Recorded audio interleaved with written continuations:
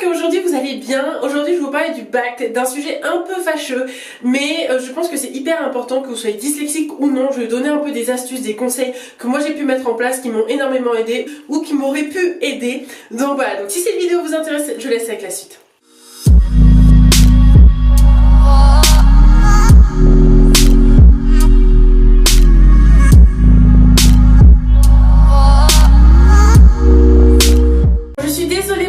Tout simplement parce qu'on est dans ma salle de bain et que la luminosité elle est meilleure ici. Petit aparté, pour les personnes qui ont du mal à avoir les notifications de mes vidéos quand elles sortent ou quoi que ce soit, alors déjà activez la cloche pour être au courant, et si vous n'êtes pas au courant, je vous conseille de me suivre sur Insta, tout simplement parce que c'est là où je parle le plus, c'est là où je partage le plus avec vous, c'est là où je réponds le plus aux commentaires et aux messages. Donc voilà, je vous conseille de me suivre sur Insta parce que c'est là où vraiment je vais l'annoncer, et en général vous êtes même au courant avant que la vidéo va sortir, quand est-ce qu'elle va sortir, est-ce que voilà.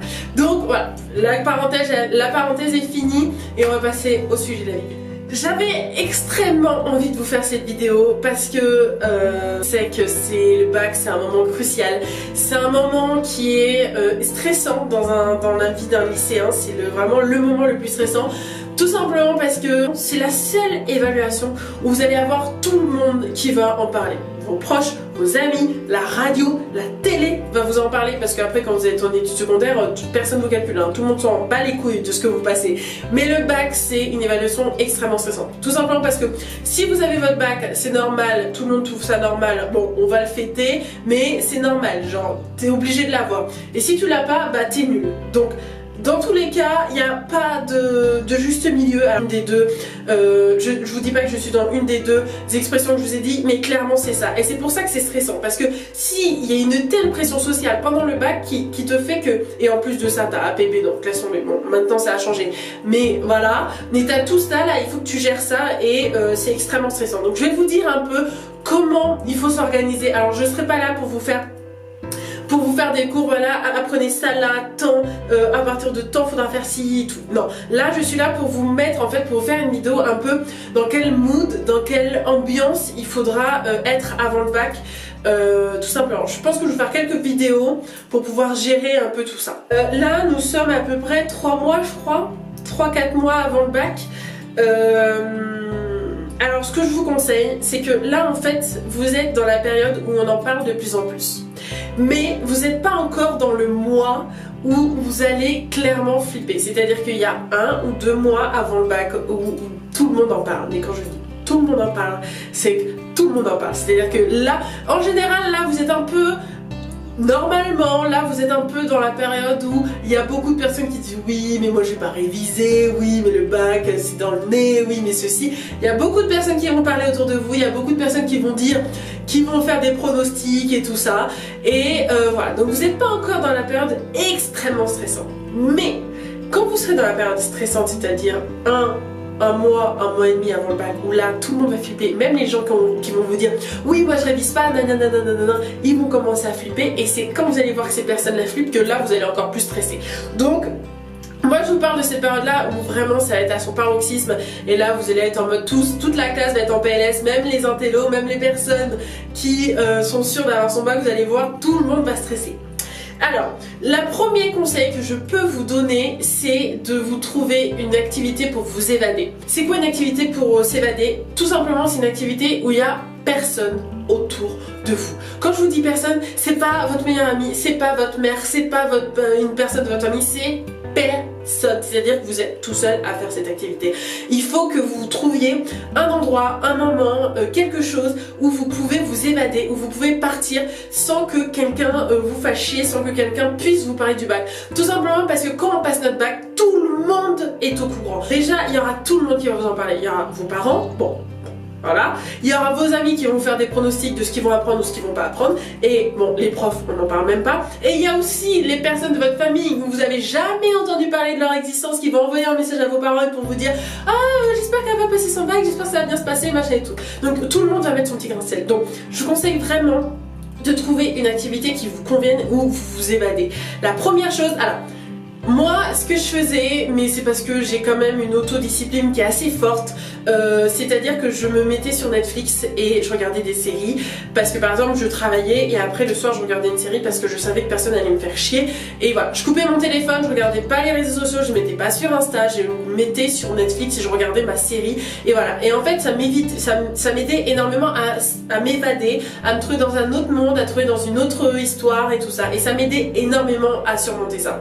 Après il y a eu les livres aussi, ça peut vous aider, ça peut être un sport. Moi j'ai fait de l'équitation pendant 10 ans, ça m'a énormément aidé. Bon, je l'ai pas fait pendant le bac, mais ça m'a énormément aidé à m'évader, surtout quand on est dyslexique. C'est pas mal d'être dans un sport pour pouvoir exceller, pour pouvoir montrer ce qu'on peut faire dans une autre catégorie. Ça peut être vraiment pas mal. Enfin voilà, trouver quelque chose. Moi aussi il y a quelque chose qui m'a pas mal aidé, c'est le coloriage. Le coloriage, vous savez, les espèces de dessins, je vous mettrai une photo si ça vous intéresse, c'est des espèces de dessins que vous faites pour vous détendre. C'est vraiment pas mal, tout simplement parce que vous allez vous concentrer sur le moment présent, vous allez vous concentrer sur les couleurs qu'il faut mettre, sur comment ça fusionne entre... Enfin, franchement, les dessins, c'est vraiment pas mal si vous êtes une personne extrêmement anxieuse, comme moi.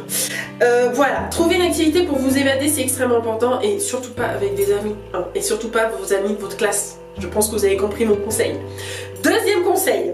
Alors, je vais vous dire quelque chose que mon prof d'éco, s'il passe par là, je lui fais un gros bisou parce que je sais qu'il regarde un peu mes vidéos, que mon prof d'éco m'a dit et m'a pas arrêté de me répéter parce qu'il voyait que je stressais énormément et je ne comprenais pas pourquoi il me disait ça. Je disais là oui mais non mais c'était un peu un prof pisse en mode non mais vous inquiétez pas, vous aurez tous leur bac machin et tout. Je le croyais pas trop, tu vois, je comprenais pas trop ce qu'il disait, mais c'était vrai en fait ce qu'il disait.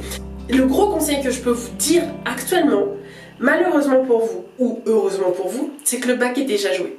Quand je vous dis que le bac est déjà joué, c'est que il y a énormément de mois qui sont passés avant le bac. C'est-à-dire que vous êtes plus proche du bac que le début de l'année. Donc ça veut dire que vous avez accumulé assez de notes pour pouvoir vous faire un peu une idée de ce que vous pourrez avoir au bac. Ce que je veux dire, c'est que si vous avez bossé, vous aurez votre bac. Si vous n'avez pas bossé, vous n'avez pas votre bac. Tout simplement, c'est aussi simple que ça. Pourquoi? Parce que le bac, c'est le reflet du travail fourni. Il va pas y avoir de piège, il va pas y avoir un truc ouf, il va pas y avoir une question de dingue. Voilà, si vous avez travaillé, vous pourrez dans tous les cas pouvoir donner quelque chose pendant le bac. C'est tout simple que ça. Ce que je veux dire, c'est que si vous avez eu la moyenne pendant l'année, si vous avez été juste, et bah faudra faire attention parce que le bac peut être juste. Si vous avez excellé toute l'année, bah vous allez exceller au bac. Si vous avez pas, si vous avez galéré pendant l'année, vous allez galérer au bac. C'est comme ça, tout simplement parce que ils font pas plus dur, le bac n'est pas plus dur ou moins dur que les évaluations que vous avez eues. En plus vous avez eu le bac blanc, donc comme ça vous pouvez faire une estimation. Enfin, ce que je veux dire c'est que vous avez tous les clés en main pour savoir si vous avez votre bac actuellement. Là vous pouvez vous faire des pronostics et vous pourrez vous dire, et en général en plus on le sait si on va avoir notre bac, on le sait si on va pas l'avoir. Parce qu'on sait si on a bossé ou on sait si on n'a pas bossé. Il y a des gens, ils vont vous dire ah mais moi j'ai pas bossé, de toute façon le bac c'est finir de nose, ou sinon je bosse pas, j'en ai rien à foutre, machin nana, et au final ils bossent et au final ils ont leur bac. Hein. Donc franchement ne stressez pas, enfin c'est compliqué de vous dire ça, mais au moins dites-vous que de toute façon les pronostics que vous allez faire en fonction de vos notes, c'est les notes que vous allez au bac. Moi les notes que j'ai eues c'est exactement le reflet de ce que j'ai eu toute l'année. Stress, vous pouvez vous dire que vous allez perdre 2 à 3 points par matière. Voilà, vous pouvez vous dire un peu ça. C'est un peu la tendance qui peut se faire. Donc voilà, faut regarder. Par exemple, si vous avez 12, si vous perdez 3 points, bah vous êtes dans la galère. Si vous avez 16, vous perdez 3 points, bah ça va, ça fait chier, mais ça va. Vous voyez ce que je veux dire? Donc ne stressez pas. Stressez, mais stressez de façon objective. Regardez vraiment si vous devez stresser parce que vous êtes dans la galère, ou si vous stressez juste parce que faut stresser et que tout le monde stresse, donc du coup c'est la mode, faut stresser, oh là là, faut se monter la tête. Non, posez-vous les bonnes questions. Est-ce que vous êtes dans le rouge ou pas? Et mettez-vous devant vos copies, posez-vous les bonnes questions, demandez l'avis aux profs, à des profs qui vous aiment bien, à des profs que vous pensez qui sont objectifs, voilà, et demandez-leur est-ce que vous pensez que vous pouvez avoir votre bac, et voilà, et vous aurez votre réponse, c'est sûr. À part bien sûr si vous arrive quelque chose de grave dans votre année, ou si vous avez un problème médical de stress, et même si vous avez un problème médical de stress et tout ça, peut-être que oui, là ça peut changer, là ça peut être totalement différent. Je parle même aux dyslexiques dysorthographiques, je parle que aux dyslexiques dysorthographiques parce que les autres dyslexies je ne les connais pas, donc voilà. Mais voilà, le stress va vous faire perdre quelques points, mais c'est tout. Enfin, il ne va pas y avoir une bombe de mauvaises notes d'un coup parce que c'est le bac, non.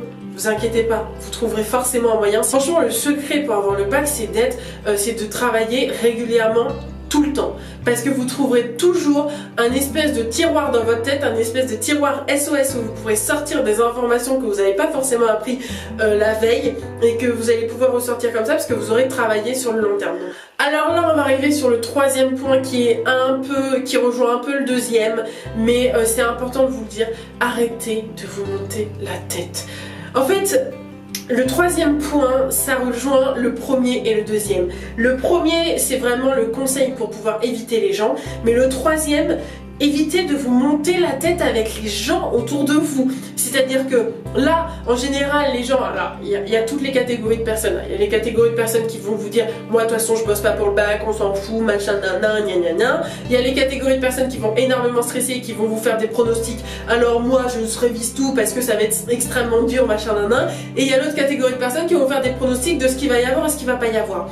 Et vous allez devoir vous faire une idée de votre bac que vous connaissez même pas, que vous ne savez même pas ce qui va sortir, et vous devez vous rassurer avec tout ça. C'est pas possible. Donc arrêtez de vous monter la tête, révisez et arrêtez d'en parler avec vos amis, arrêtez d'en parler avec vos parents, arrêtez tout ça. Si vous êtes en montée de stress, oui, parlez-en à vos amis, parlez-en à vos personnes proches et pleurez un bon coup, je sais pas, allez faire du sport, allez courir, je sais pas, mais essayez d'évacuer tout ça, vous l'évacuez comme vous pouvez, en pleurant, en faisant du sport comme vous voulez, mais il faut l'évacuer et après, basta, on n'en parle plus. C'est extrêmement important de faire ça parce que faut arrêter de ressasser, parce que sinon vous allez énormément perdre de votre temps, perdre de la fatigue, c'est pas possible, c'est pas possible. Il faut vraiment garder son énergie pour l'évaluation. Le bac, c'est pas quelque chose d'hyper important, mais c'est la carte de la liberté pour pouvoir aller en études secondaires, pour pouvoir réussir un peu sa vie en études secondaires. C'est pas pour réussir sa vie, c'est pour pouvoir réussir sa vie en études secondaires. C'est-à-dire que c'est la carte de la liberté pour pouvoir faire les études que vous voulez. Parce que sans cette carte-là, vous pourrez pas faire les études que vous voulez. Donc voilà, c'est pour ça que c'est important. Mais sinon le bac on s'en fout. Mais c'est important parce que si vous voulez continuer après le bac, eh ben vous pourrez pas si vous ne l'avez pas, c'est tout. Et c'est pour ça qu'il y a une telle pression sociale autour de ça. Donc arrêtez de vous prendre la tête, arrêtez de parler, arrêtez de faire des pronostics, vous en savez rien. Donc vous la fermez et vous bossez, c'est tout. Et arrêtez d'essayer de calculer. Ah mais ce chapitre là, il était pas l'année dernière, donc du coup je pense qu'il va pas sortir. Mais là, ce chapitre il était là l'année d'avant, donc du coup, enfin non, stop. Et vous écoutez Tatiana et vous bossez tout. Tout, ok? S'il y a un chapitre que vous avez du mal à comprendre, juste à comprendre, ou qui a du mal à rentrer dans votre tête, regardez un documentaire, allez voir des musées, écoutez-le en podcast, je sais pas, mais il faut que ça rentre. Donc, essayez de le faire rentrer d'une manière pour moins vous fatiguer. Quand je vous dis d'apprendre tout, ça veut dire qu'avoir une connaissance sur tout, mais vous n'êtes pas obligé de mettre la même énergie sur tout. Par exemple, moi, la Seconde Guerre mondiale, Mao Tse-tung, ou je sais plus, enfin voilà, ces chapitres-là, je les adorais, donc je les connaissais par cœur et je les connais encore par cœur. Mais il y en a d'autres, clairement, bah c'est pas qu'ils m'intéressaient pas, mais qui me saoulaient, donc du coup j'apprenais vraiment vite fait, et je me suis dit, bon bah si j'ai un chapitre dessus, j'aurais pas excellé, j'aurais 8, mais au moins j'aurais un peu bossé quoi. Faut tout bosser parce que sinon ça c'est un stress qui va s'accumuler et après bah, vous allez dire, ah bah ouais, voilà. Vous n'aurez pas les connaissances. Le quatrième conseil. Alors là les gars, le quatrième conseil, on en parle, je sais même pas si on en parle, hein. Franchement, je pense que ça paraît tellement évident, mais je vais quand même le répéter parce que est-ce que vous avez une personne dans votre classe qui a la bonne idée de faire une soirée avant le bac et de se dire ouais on va se mettre la plus grosse cuite de notre vie, l'alcool est dangereux pour la santé, oui on va se mettre la plus grosse cuite de notre vie, avant le bac ça va être sympa. Non, même si j'adore ça, ce n'est vraiment pas une bonne idée. Pourquoi ? Déjà, la soirée avant le bac, c'est mort. Mais je pousserais même le truc vraiment très loin, c'est que pas de soirée pendant à peu près un mois du bac. Je vous conseille. Alors, pas de soirée, je m'entends, hein. C'est genre pas de grosses cuites pendant juste avant le mois avant le bac en fait. Je vous conseille vraiment pas.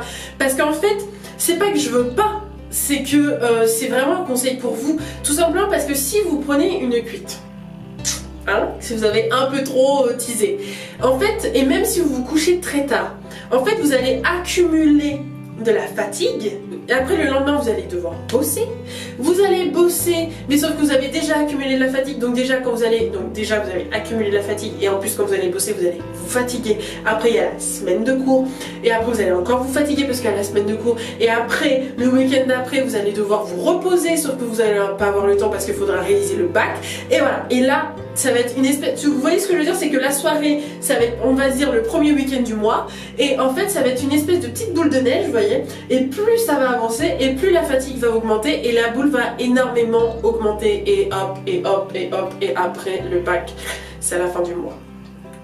Et là, je vous dis, vous allez galérer. Parce qu'en fait, c'est le bac, c'est exactement le moment où vous aurez besoin de toutes vos fonctions cognitives pour pouvoir réussir votre contrôle. Donc, c'est extrêmement important d'avoir toutes ces facultés. Donc déjà, vous êtes extrêmement fatigué, vous êtes extrêmement stressé avec les personnes autour de vous parce que tout le monde parle. Si en plus vous accumulez de la fatigue avant le bac, enfin le mois avant le bac, ça va être très compliqué, ça va être vraiment très compliqué. Et là par contre vous pourrez faire je suis désolée, la carte elle était pleine donc c'est pour ça que ça a coupé, mon jeu est dégueulasse, on s'en fout, on continue. Mais voilà, c'est vraiment, c'est extrêmement important de ne pas se rajouter de la fatigue inutilement. Déjà vous allez être fatigué, vous allez être stressé, ça sert à rien. Et quand je vous dis les soirées, c'est pas non plus que les soirées, c'est le sport. Faites du sport pour pouvoir vous évader, mais pas vous épuiser. Faites pas comme moi, 3 courses par semaine avant le bac, pendant un mois. C'est n'importe quoi. Essayez de vous ménager, et même les séries.